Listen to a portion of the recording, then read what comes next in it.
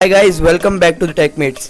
इस वीडियो में मैं आपको बताने वाला हूँ 20 प्लस पॉपुलर साउंड इफेक्ट्स के बारे में जो आप अपनी वीडियोस में बड़े आराम से यूज़ कर सकते हैं। चाहे वो TikTok video, YouTube video, freely आप यूज़ कर सकते हैं बिना कॉपीराइट के। अगर आपने पहले वाला पार्ट नहीं देखा है, जो पार्ट 2 है, तो आप ऊपर जाकर आई बटन पर क्लिक करके देख सकते हैं। तो दोस्तों, वीडियो अच्छी लगे तो यार लाइक कर देना वीडियो को और चैनल सब्सक्राइब कर लेना ताकि ऐसी वीडियोज़ मिलती रहें। So let's get started.